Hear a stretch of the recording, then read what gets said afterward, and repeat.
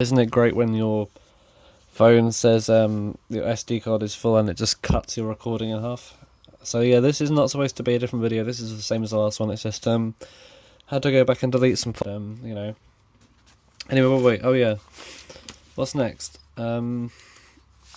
This one, which has the correct sleeve probably on it. The number is the same as the catalogue.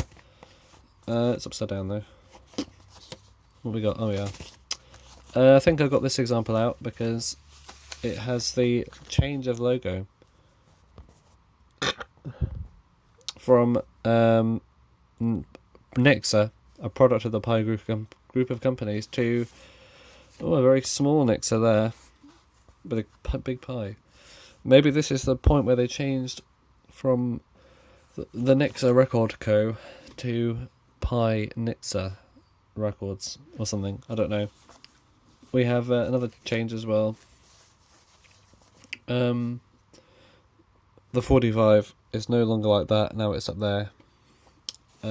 We have the outer text changing from capitals to mixed sentence case, I think. Sentence case, I think that is. And we have Made in England at the bottom, which we did not have on this one, weirdly. Where does it... Oh yeah, it says that over there. But what else? Oh yeah, these are still the narrow font. I almost forgot that's what I was going to talk about. These all been narrow font so far? Yep. Still in the narrow font era then. Next up we have Pi Nixa again. Oh, this time... Oh, we got even... I think these are supposed to be the same, they're just really shallow, the gripping ridge. I think I got this out because this one just has an interesting typesetting on it, with that either side, but this is more conventional. Lonnie Donegan, San Miguel, or Miguel or something, I don't know. 15237, Nixa Pi. And now we have, they've got rid of the Nixa. The Nixa is gone. It's just Pi now. Pi Records, I suppose. Spin with the stars on the sleeve. Distributed by Pi Group Record Sales. Mighty Man by Jones. Davy Jones. Not the same Davy Jones as David Bowie or the Monkey David Jones. No, this is someone else. Pretty cool actually. I think it's like, I don't know, Caribbean. But yeah, this is a great record actually. I'd recommend it. Amapola as the A-side. As you may notice, there are small silver flecks there and there. I think they were put there because the people typesetting the catalogue number, song name and publishing credits, because they didn't see where this hole was going to be when they were setting the thing up. They just needed to position it so it wasn't going to get cut off by the thing, which is quite clever. I haven't seen it on any other label where they give cues like that. This one actually has them a bit closer in, probably a bit too far. But yeah, now you can see they've stretched it out a bit. Any other differences in the label? Doubt it, other than just removing the Nixa name from underneath the Pi logo. Maybe the Pi is a bit bigger as well. Yeah, but this label looks a bit wrong because Nixa's just too small. Doesn't really look right. That's my opinion anyway. What's next? We have Lonnie Donegan. What, is that any different to the last one? I do not know. Doesn't look like it. Just another example of that label, I think. Oh yeah, look at that. We have a new type of gripping ridge on the edge. That's why I brought it out. This has occasional bumps instead of having like that shallow constant grooving around the edge. Now we've moved to a more sort of regular bump. Well, this one still has the old-fashioned doubled up ridges for some reason. So maybe they did one side later than the other. I'm not sure. Also, there's no ridge in the middle. It's just, like that. What's next? Oh yeah, now we have... They've moved the 45 RPM into either side of the label now, and the label's big. 15354. Good song this, Have a Drink on Me. Oh, and also, what have they done to the label? This is the point where they have made the label smaller. On the one on the left, you can see the label extends over the edge of the gripping ridges, like they used to. But in the next one, when they move the 45 up there, they've also made the label a bit smaller, so the ridges don't get covered up by the paper anymore. I mean, you can probably fit a bit less on the label, which is probably why they made the rights text into all capitals and smaller, rather than having the slightly larger mixed sentence case on the older one. We've still got the narrow text though. Yeah, the pie labels, purple with silver. That was 1961, by the way. What's next? Another 61. One Last Kiss by the Brook Brothers. Are these all the narrow text ones? 15369. This is a slightly different kind of edge. We have more like less lumpy looking things. Or maybe it's just maybe it's just not as deep as they used to be. I'm not sure. Don't know if there's any other variation there. Made in England's over there again now, like they used to be with the. Is this the same as the really early ones? Do they just? Yeah, it's closer to how it used to be with the thing. Although the text is different. This part is now over there and that part's now over here. Okay, forget that. It's closer anyway than it used to be. Next up we have a different kind of gripping ridge again. What's this, 61 again? This time we have a more conventional, tight, like, kind of thing going on. Grooves on the outside. These are probably the most common gripping ridge, probably the best as well, most grippy. That's probably why they kept it. And yeah, I think the text is slightly bigger as well on the artist.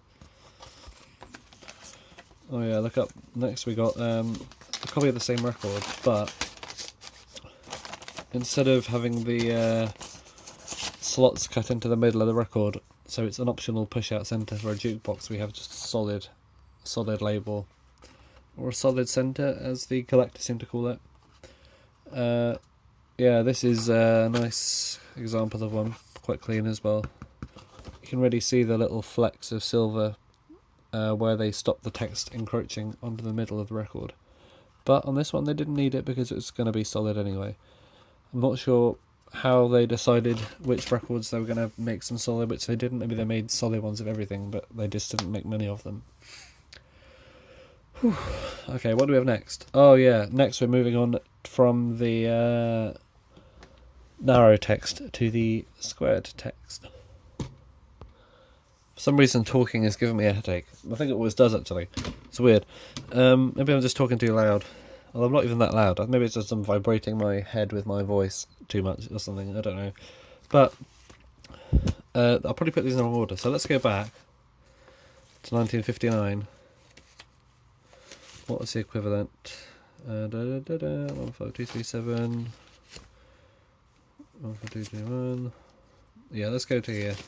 So we got 15231 over here, and a bit before that they seemed to have started using this new squared font, unlike the other one where we have the narrow text down there. We actually have the squared text for the artist name. I'm not sure when they decided to use that or not, but what's interesting is there are also differences as well. For example, I think this is a slightly later pressing, and I think somewhere I have... Yeah, here we go. Here's the same record. Now, as you can see, they had a variance. Here's the same record with both styles of thing. Notice that this one here has the Nixer, and this one is probably a slightly later one after they removed it, but the text is also different. This is the narrow font, this is the square font. So yeah, I'm not sure if that counts because it might be a repressing, but as we have over here, 1960 now. the Pi 45 up there now with this outer gripping ridge with the squared font. And another one here with the square font. Again with the big lumpy outside edges. Nice big Pi logo there, almost going on the thing. And then for some reason they had a small logo, like the Pi logo was just shrunk from the big one to the little one. This is 1959 now, but the ones after this seem to have that. Well, this is 15359. This is 15296. So forget that. Maybe it's sort of a variance, because this is actually earlier than that one. But yeah, Mickey and Griff. I don't think I've ever played this. Maybe I played it once and I didn't like it. I'm not sure. But yeah, we've got a little logo, and then we've got another one with a small logo. 361, and then 421. Is this the last one? Yeah, this is finally. We have this later sleeve as well, Golden Guinea records for all the family, slightly lighter design. Oh yeah, on this one back here as well, you can kind of see the edge of the thing is a bit longer, and that much shorter, just to see what it looks like when it's off centre. Wow. But yeah, this one has a small thing, and it has this later one as well. So what was the equivalent of that with the narrow? Oh yeah, this one. So we got this one by Petula Clark, 389 and 41, both kind of late. This is 1962 actually, and they've started doing that. We have the large narrow text with the massive logo, and the square text, and all the square text ones, or rather all the ones with the little logo have the square text. I'm not sure why. Maybe that's after removing the Nixer. Maybe they just wanted to make the logo smaller or something. So yeah, this is chapter 1, and after 15421 in 1962, they had a couple of changes to design. I don't have any of the in-between period, I'm afraid. But basically, after this one, they changed the colours, and instead of purple, they went for this pink, but the logo was this way up. Well, it wasn't on its side, but the logo was up there still.